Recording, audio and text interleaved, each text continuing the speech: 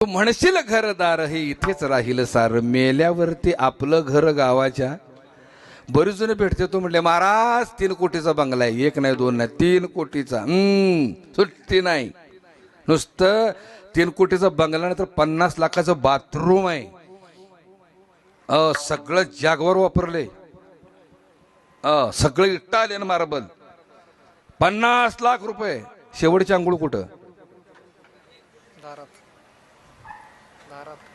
काय उपयोग आहे?